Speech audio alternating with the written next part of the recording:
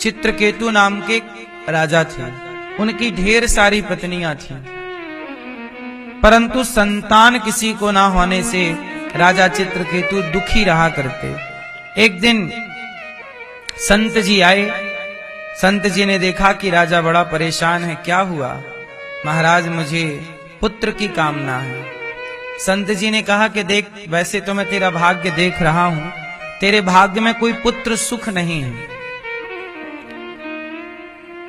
राजा ने कहा, महाराज, माना कि मेरे भाग्य में पुत्र नहीं है, पर आप तो ऋषि हैं, आप तो भाग्य बदल सकते हैं, एक पुत्र दे दीजिए ना। ठीक है, जा, मैं तुझे एक पुत्र देता हूं, लेकिन वह पुत्र तुझे सुख तो देगा पर दुख भी देगा। ठीक है। राजा को पुत्र हो गया। समय पर उसकी पत्नी गर्भवती हो गई। कृतद्युति उनकी पत्नी का नाम था। चित्रकेतु की पत्नी का नाम क्या था? कृतद्युति। वो गर्भवती हो गई। उस समय पर एक सुंदर से राजकुमार को जन्म दिया। राजा बड़े प्रसन्न हुए। बेटा आ गया, बेटा आ गया, बहुत खुश। अब धीरे धीरे राजा का प्यार उस रानी से ज्यादा हो गया जिस रानी को बच्चा हुआ था। वो बाकी की रानियों की ओर अब राजा देखते भी नहीं। उन रानियों के अंदर जलन हो गई। अब उन्हें लगा कि जब से ये बच्चा आया है, राजा हमारी तरफ देखते भी नहीं। उन रानियों ने क्या किया कि उस बच्चे को जहर दे दिया कि ये बच्चा नहीं रहेगा तो राजा फिर हमारी ओर देखने लग जाएंगे, वरना हमारी तरफ तो देखते नहीं है। उन रानियों ने उस बच्चे को जहर दे दिया।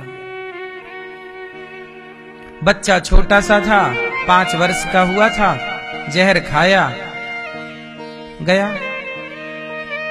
रानी ने देखा कि बच्चा को आज क्या हुआ, उठ नहीं रहा है, शरीर नीला पड़ गया है। रोने लगी रानी, क्या हो गया, क्या हो गया? राजा को खबर लगी, धड़ाम से गिर गए। हे विधाता, तूने पुत्र दिया तो सही, 5 साल के लिए दिया। रोने लगे, रोने लगे, बड़ा कष्ट हुआ। विधाता को कोसने लगी रानी, हे विधाता, तू बड़ा निर्दयी है, कठोर है, निष्ठुर है।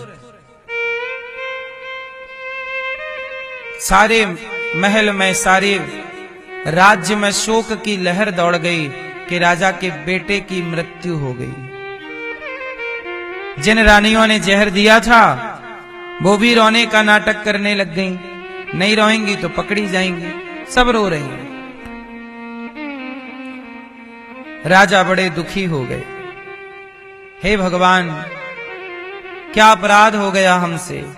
हम तो सदा आपके आश्रित हैं, पूजा करते हैं, फिर भी ये स्थिति। तब वहां नारद जी आ गए। नारायण नारायण। नारद जी को प्रणाम किया। राजा ने, महाराज, पुत्र की मृत्यु कैसे हो गई? नारद जी जानते तो सब थे कि इसकी मृत्यु कैसे हुई, पर बताए नहीं। नारद जी बोले कि देखो राजन, ये धरती का नाम मृत्यु लोक है। यहां जो आता है उसको मरना अवश्य पड़ता है। राजा बोले, मरना पड़ता है, पर मैं मर जाता, मैं तो बूढ़ा हो गया हूं। मेरा बच्चा तो अभी 5 साल का है, उसकी तो जिंदगी शुरू हुई थी, उसको क्यों मार दिया गया? मृत्यु मेरी होनी चाहिए, मैं बूढ़ा हूं। नहीं राजन, आपकी मृत्यु नहीं थी सो नहीं हुई, बेटे का कार्यकाल इतना ही था। महाराज, ये ईश्वर का न्याय बड़ा गलत है। बूढ़ों को बिठा के रखते हैं और बच्चों को उठा लेते हैं। अरे मारना है तो बूढ़ों को मार दें, बच्चों की तो जिंदगी शुरू हुई है, उन्हें तो बहुत कुछ देखना है अभी। ईश्वर का न्याय गलत है। नारद जी ने कहा, देख राजन, आप दुख में दुखी हो। जब आदमी दुखी होता है, अपने स्वार्थ के सागर में डूबा होता है, तो वह ईश्वर को भी गलत कह देता है, क्योंकि तुम अपने स्वार्थ के समुद्र में डूबे हो। पर सच्चाई ये नहीं है कि ईश्वर गलत है, ईश्वर सही है। चित्रकेतु बोले कि कैसे मानूं कि भगवान सही है? नारद जी बोले, ठीक है, मैं तुम्हारे पुत्र को जीवित किए देता हूं, तुम अपने बेटे से ही पूछ लो। नारद जी ने हाथ में जल लिया, मरे हुए पुत्र के ऊपर डाला, वह खड़ा हो गया। पिताजी तो प्रसन्न हो गए। चित्रकेतु को लगा मेरा बेटा जिंदा हो गया। दौड़ पड़े, बेटा आओ तुम्हें गले से लगा लूं, जी भर के देख लूं। जैसे ही गले से लगाने गए, वो मरा हुआ बेटा जो जीवित हुआ, उसने कहा पिताजी खबरदार, मुझे गले से लगाने की जरूरत नहीं है, मैं तो सिर्फ आपको बताने के लिए आया हूं। क्यों, क्या बताने आए हो? उस पुत्र ने पूछा, पिताजी ये बताओ आप हमारे कौन हो? पिता ने कहा कि मैं आपका पिता हूं, तुम मेरे बेटा हो। उस बेटे ने कहा, पिताजी मेरा करोड़ों बार जन्म हो चुका है, मेरा करोड़ों बार इस धरती पे जन्म हुआ, मैं मर गया, जन्म हुआ फिर मर गया, कभी कुत्ता बना, कभी बिल्ली बना, कभी मक्खी बना, कभी स्त्री बना, कभी पुरुष बना, कभी कुछ बना, कभी 84 लाख योनियां है ना, कभी ये कभी वो, पुनरपि जननम पुनरपि मरणम पुनरपि जननी जठरे शयनम, बार बार मैं जन्म लिया। अभी मुझे आप ये बताओ कि मेरे करोड़ों बार जन्म हुए, तो करोड़ों बार के जन्म में किस जन्म के आप माई बाप हो? कितने जन्म के माता पिता हो? आप तो इसी जन्म के माँ बाप हो ना, पर मेरे तो करोड़ों माँ बाप हैं। और पिताजी सुनो, आप मुझे अपना बेटा समझ रहे हो, मैं आपका बेटा नहीं हूं, मैं आपका कुछ हिसाब बाकी था पिछले जन्म का, वो चुकाने के लिए आया। जैसे आपने कहा ना कि भगवान का न्याय गलत है, नहीं महाराज, ईश्वर का न्याय बिल्कुल सही है। मैं आपका 5 साल के लिए बेटा बना। क्यों बना? क्योंकि मेरा 5 साल का आपसे कुछ लेन देन बाकी था। क्या बाकी था? राजा ने पूछा, बेटा पूरी बात बताओ। तब उस बेटे ने अपने पिछले जन्म की कथा सुना दी। अब उस मरे हुए बेटे की पिछले जन्म की कथा क्या थी, जरा ध्यान से सुनिएगा। ये कथा आपके बेटे की भी है, ये कथा मेरे बेटे की भी है, ये कथा मेरी और आप सबकी है। आप किसी के बेटा बने हो ना, किसी की बेटी बनी हो ना, तो आपका आपके माँ बाप से कोई ऋण था। तुम पत्नी बनी हो ना, तुम्हारे पति से कोई ऋण था, पुत्र से कोई हिसाब था जो इस जन्म में चुकाया जा रहा है। वो क्या हिसाब था? ध्यान से सुनो। उस मरे हुए बेटे ने जिंदा होकर कहा, पिताजी मैं पिछले जन्म में भिखारी था, आपके यहां आपके द्वार पे आया तो आपने मुझे भिक्षा में थोड़ा सा गेहूं का आटा दे दिया, साथ में सूखा हुआ गाय का गोबर, ओपले कंडे दे दिए। शाम का वक्त था, भूख लगी थी, मैं भगवान का चिंतन करता था।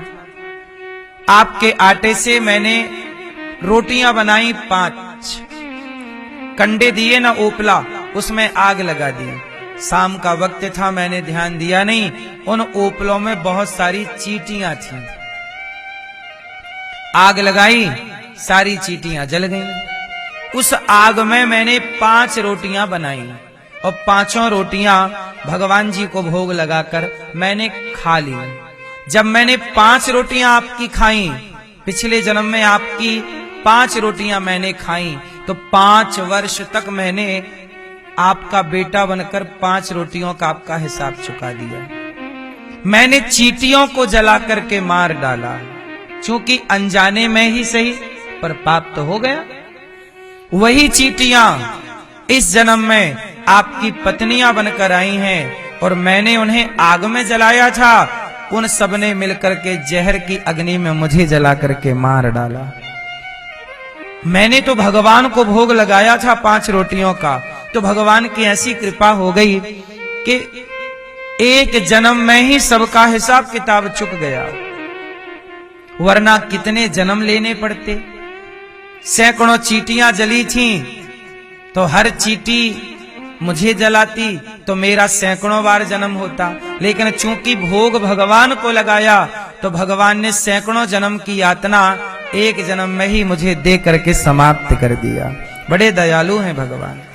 सैकड़ों जन्म लेना पड़ता मुझे, पर वो सैकड़ों जन्म ना लेना पड़े, एक जन्म में ही सबका हिसाब किताब चुक गया। पिताजी अब आप ही बताइए, क्या भगवान का न्याय गलत है? आपने जितना मुझे दिया था मैं आपका ऋणी हो गया 5 रोटियों का, और आपके कारण मैं पापी भी हो गया, क्योंकि चींटियां आपके द्वार पर मिली, जली, तो कहीं ना कहीं वो पाप का संबंध मेरे से और आप दोनों से जुड़ गया। इसलिए वह चींटियां आपकी पत्नियां बन करके आए, क्योंकि आपके घर से ओपलों में वो चींटियां प्राप्त हुई थी, तो उन्होंने आपसे संबंध जोड़ा, और मैं जलाया तो जहर देकर उन्होंने हमें जला दिया। अब पिताजी, आपकी रोटियों का हिसाब मैंने चुका दिया, आपकी पत्नियों का हिसाब भी मैंने चुका दिया, अब मुझे आज्ञा दीजिए, अब मैं जाऊंगा, जहां से आया हूं उस हरि के पास जाऊंगा। कह करके बेटा चला गया। ये छोटी सी कहानी हमारी और आपकी है। हम भी किसी जन्म का कोई ऋण बाकी था जो इस जन्म में चुका रहे, आपका भी ऋण बाकी था सो आप चुका रहे, किसी की पत्नी बनकर, किसी का पति बनकर, किसी के पुत्र बनकर, किसी की मां बनकर, सबका हिसाब किताब है, और वही कर्मों का फल हमें सुख और दुख के रूप में मिलता है। और हमें लगता है कि ईश्वर ने हमें बड़ा दुख दिया। भगवान किसी को दुख नहीं देते। राम न मारे काहू को, पापी नहीं आराम, आप ऐसे मर जाते हैं कर कर खोटे काम। हमारे कर्मों का फल हमें मिलता है और हमें लगता है कि भगवान दुख दे रहे हैं। चित्रकेतु अपने इस पुत्र के ज्ञान को सुन करके उन्हें अपनी पत्नी से विरक्ति हो गई और वो जंगल की ओर चले गए। जंगल में शिव पार्वती बैठे थे, तो शिव जी की गोद में माता पार्वती बैठी हैं। शिव जी की गोद में कौन बैठा है? मां पार्वती। और शिव जी विहार कर रहे हैं, विहार कर रहे हैं मां पार्वती जी के संग। एक सुंदर सा वन है, उपवन, जहां कोई नहीं है, केवल शिव और पार्वती हैं। और पार्वती शिव की गोद में बैठी हैं। शिव जी आलिंगन कर रहे हैं, गोद में बिठा के प्यार कर रहे हैं मां पार्वती को। जब चित्रकेतु ने शिव पार्वती के इस दृश्य का दर्शन किया तो हंस पड़े चित्रकेतु, वाह। और जैसे ही हंसे तो मां पार्वती ने श्राप दे दिया, राजन शिव शक्ति को देखकर दोष दृष्टि करते हो, हम तो शिव शक्ति हैं, हम में कोई भेद नहीं है, हम दोनों एक हैं। व्यवहार की लीला कर रहे हैं, तुम हमें देखकर हंसते हो। जाओ, तुम्हारी सोच ठीक नहीं है, जाओ तुम राक्षस हो जाओ।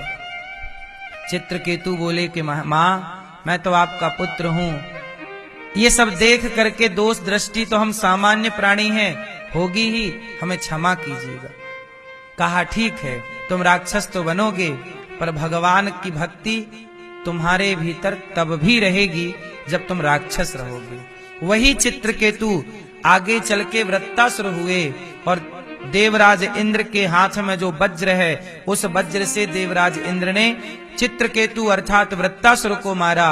और वृत्तासुर ने मरते समय भगवान का स्मरण किया, और भगवान का चिंतन करते करते उनकी परम गति हुई। सुंदर विमान आया और वृत्तासुर भगवान के निज धाम को चला गया।